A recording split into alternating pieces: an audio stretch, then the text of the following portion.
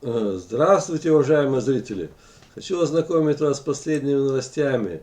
Игорь Караченко сегодня сделал еще одно заявление, касающее ситуации в Латчинском коридоре. Так азербайджанцы мне пишут в комментариях. Вот, Латчин.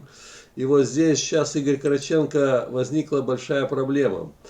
Вот он что заявил армянам. Чемодан, Латчинский коридор, Ереван. Все, коротко сказал, как Ильхам Алиева надо действовать.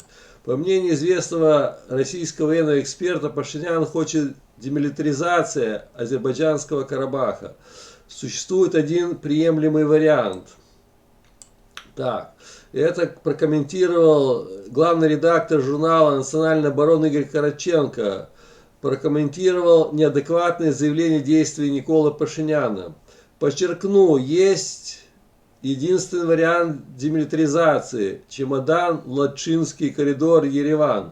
Это вполне понятный исторически этот маршрут для вооруженных террористов, армянских этих сепаратистов, которые засели в Латчине. Что касается других обвинений, то мы видим ползучую ревизию трехсторонних заявлений. А ведь Армения фактически не выполнила ни одного пункта, за исключением освобождения ряда азербайджанских районов. Теперь это было вынужденное решение Пашиняна. Он спасал тем самым не только себя, но и кадровые армянские части, которые воевали на территории Азербайджана вместе с сепаратистами. Далее. Внедрен в регион как троянский конь армянский олигарх Рубен Варданян. Он ставленник международного армянского лобби. Кто бы там ни говорил про башни Кремля. Башни эти башнями, но это проект международного армянства, который себя сегодня ощущает самодостаточной политической и финансовой силой. Так что, значит, армянское лобби еще, как бы сказать, поспособствовало, чтобы олигарх Рубен Варданян стал там министром. Посмотрите на заявление, которое делает представитель армянского лобби в России. Не имея соответствующего статуса и субъектности, они тем не менее пытаются принимать решения, формируют геополитические идеи, в том числе отрыв Карабаха от Азербайджана. А появление Рубена Варданяна – это ставка на обострение игры. За этими стоят международные армянские структуры и, возможно, власти Франции. Варданян со своими финансовыми операциями как минимум находится в разработке западных спецслужб. И в любой момент компромат против него может обернуться арестом или попытки выехать из региона Южного Кавказа. При попытке, если он будет уезжать, типа его могут арестовать. Так что он вполне управляемый. Это мягкий пластилин в американских, европейских руках и международного армянского лобби.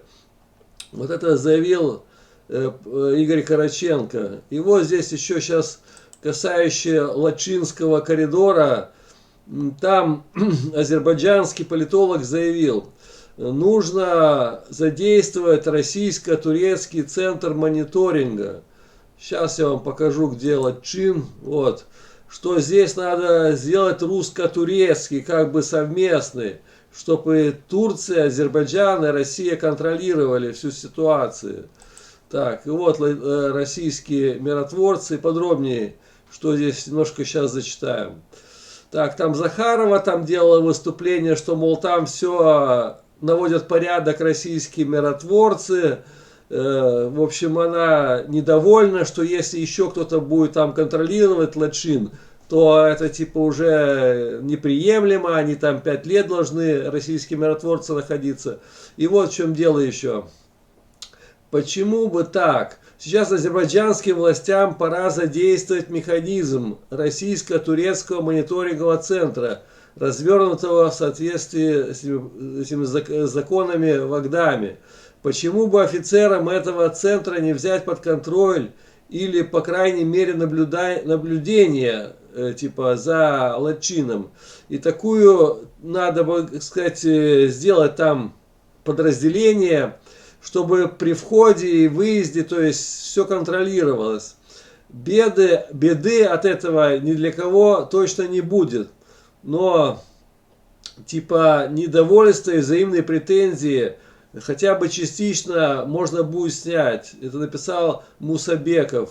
В общем, вот, другие предлагают еще мониторинговый центр сделать, полностью контролировать въезды-выезды, кто въезжает, кто выезжает. Можно было, если Ильхам Алиев бы предложил, может быть, точно и Турция подключилась, Азербайджан, и Россия. И все понятно было, ситуация, полностью взять под контроль. Я думаю, интересное предложение.